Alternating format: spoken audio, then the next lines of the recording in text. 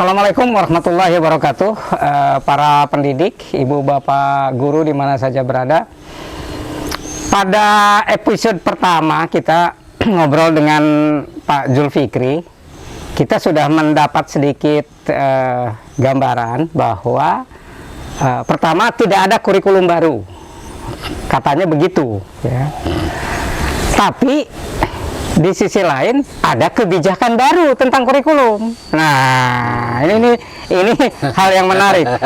Tidak ada kurikulum baru, tapi ada kebijakan baru soal kurikulum.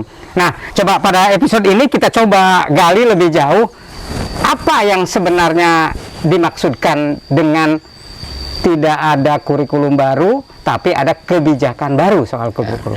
Maka silakan Pak Jul, gimana? Baik. Terima kasih Bapak Ibu, para pendidik yang luar biasa. Assalamualaikum warahmatullahi wabarakatuh. Kita lanjutkan obrolan kita. Kurikulum itu bendanya, kemudian sikap kita terhadap kurikulum itu atau sikap pemerintah itu kebijakannya. Baik, baik. Nah, jadi harus dilihat dari dua sisi yang berbeda. Kurikulum sesuatu benda yang sangat statis, sementara kebijakan itu dinamis ya. Jadi kebijakannya adalah pemerintah memberikan pilihan kepada satuan pendidikan kurikulum mana yang mau diterapkan mulai tahun ajaran baru 2022 nanti.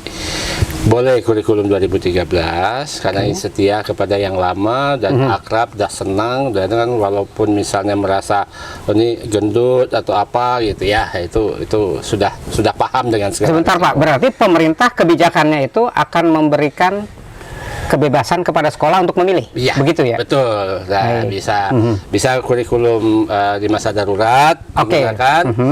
Bisa kurikulum prototip yang sementara ini diterapkan di sekolah secara terbatas di sekolah-sekolah penggerak. Baik. Dan bisa sekolah itu membuat meramu sendiri seperti apa kurikulum yang ini kan mengacu kepada standar kompetensi lulusan yang sudah ditetapkan, profil pelajar Pancasila, kemudian capaian-capaian pembelajaran, dan atau mengacu sebagai salah satu kurikulum yang kurikulum 2013 darurat atau prototip dan segitu. Berarti ada 4 pilihan yang boleh dipilih oleh sekolah. Ya.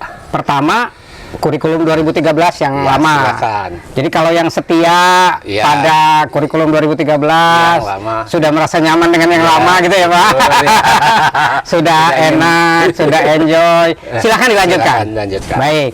Yang kedua, yang apa tadi Pak? Darurat Pak ya? Ya, kurikulum darurat. Kurikulum darurat ini kan berarti yang dipakai selama masa pandemi Pak? Ya, karena itu pengurangan materi, karena materinya terlalu banyak. Baik, kemudian dari kurikulum 2013, dikurangi agar guru punya waktu yang cukup untuk mendampingi anak. Oh, berarti yang pilihan kedua boleh menggunakan kurikulum darurat yang isinya pengurangan kompetensi ya Pak? Hanya dipilih saja yang paling esensial. Dan situasinya seperti situasi pandemi kemarin ya Pak ya? Diadaptasikan dengan situasi yang ada, fleksibel dia. Baik. Yang ketiga tadi yang prototype ya Pak. Ini yang rame nih, yang banyak disampaikan. Prototype ini sebenarnya yang sekarang sudah digunakan di sekolah penggerak. Iya. Begitu ya Pak? Iya, betul. Yang tadinya disebut kurikulum paradigma baru. Oke, sebelumnya disebut kurikulum paradigma baru. Kemudian sekarang disebut sebagai kurikulum prototipe. Ya, kemungkinan besok itu akan kurikulum merdeka. Oh, berarti nanti namanya mungkin namanya berubah juga nanti ya? Ke kurikulum merdeka.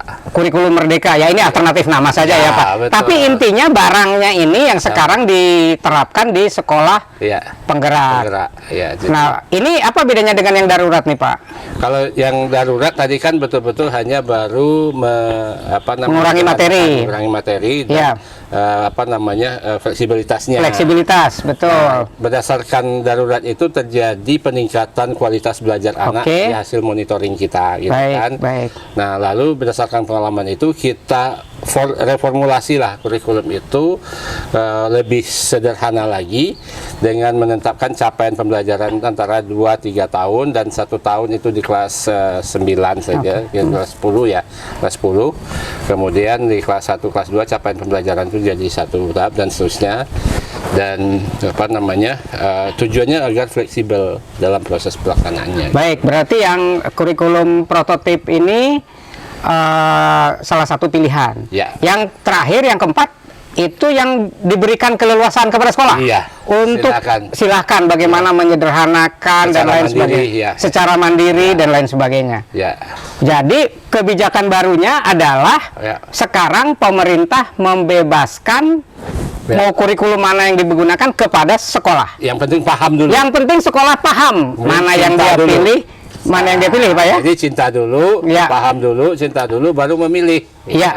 Nah ini Pak Zul, sampai di sini biarkan kita teman-teman ibu bapak guru menyimak terlebih dulu ya, memahami dulu nih ada 4 pilihan yang diberikan oleh pemerintah. Silakan sekolah memilih, silakan sekolah menentukan, tapi manapun yang dipilih harus atas dasar paham dan cinta. Dan cinta dulu. Kalau tidak paham, tidak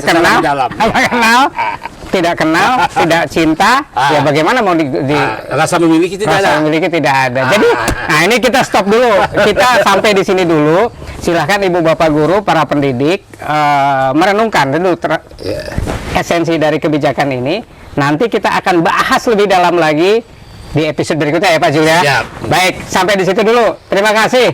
Sampai ketemu di episode berikutnya. Terima kasih.